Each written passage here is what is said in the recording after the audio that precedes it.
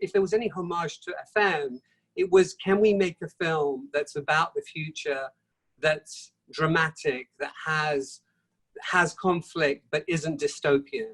I mean, that was really our goal. I mean, if there was any sort of macro goal in this, it was, yes, we wanted to talk about some of the ideas and how we got there, but if there was one thing that we really did want to keep in mind, we wanted there to be conflict and people to be immersed, but we didn't want it to be, oh my God, the world's coming to an end and there's going to be robots that are trying to kill us and FM's going to come back and kill everybody. You know, we wanted to stay away from those sorts of things. Why do you think that's rare? And I can tell you exactly why it's rare. It's rare because people who make movies tend to make movies that they think will sell. And that means they want to make movies that reinforce the prejudices that the public already has, so that the public will leave the movie feeling good, right? Now, of course, one of the feelings that the public already has is fear of the unknown. And not only that, but also fear of getting their hopes up in terms of something that they would like to see in the future, but they don't know how soon it's going to come, right? So in the case of my focus, which is of course aging, you know, there's a movie comes out every couple of years that is a complete blockbuster and that paints a ridiculously dystopic picture of a world in which aging has been brought under medical control, but it has created some new problem, like everyone gets shot when they reach the age of 30 or whatever it might be, right? Fed to each other. What? Or fed to each other, you know. That's right, yeah. So an Australian academic did actually a study on this several years ago. I got her to speak at one of my conferences about this. She looked at basically all the movies that had looked at, that had explored a post-aging world and how they did it. And there was basically almost nothing that was not dystopic. There were just a few things that were kind of marginal. It's terrible. But here's the thing. Of course, yes, a movie does have to have a dramatic element to it. And so one has to be a little creative in order to figure out, you know, how to do that without starting from some arbitrary dystopic scenario. And I think it's not very hard. You know, we'll just have to have a little bit of thought and not be so bloody lazy, really. So the next movie you're going to make will go like this. Ready? Yeah. This is a plot that I came up with years ago, and I've been getting people interested in it ever since, but no one's actually made it yet. So here it goes. The movie begins with a post-aging world, but it's a post-aging world in which everything is fine.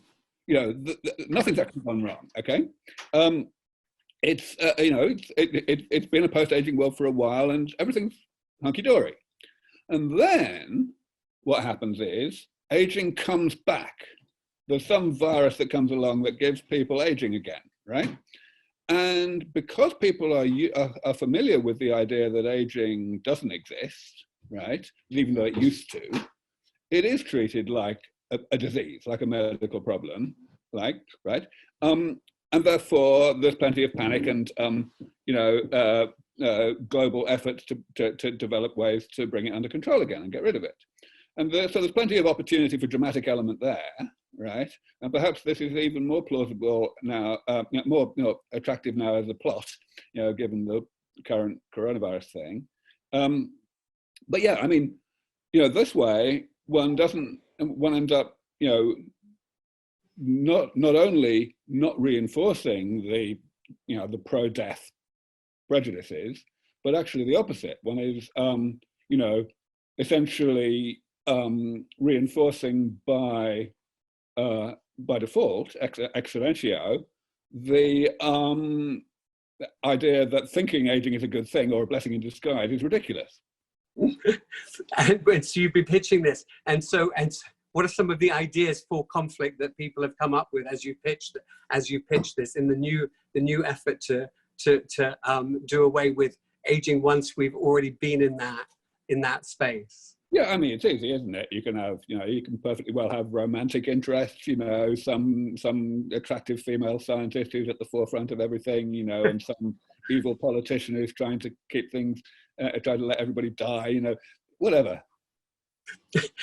Are there other depictions of the future that you think are being ignored, either in films or in popular culture? Oh, I'm sure there are. I mean, of course, it's all relative. You know, every pioneering technology, whether it's the post-aging world, or a world in which nobody has to work anymore, or whether it's a world in which you know, we don't have any wars anymore, things like that. You know, all of these things are somewhat explored, and of course, as technology brings us closer to developing such things,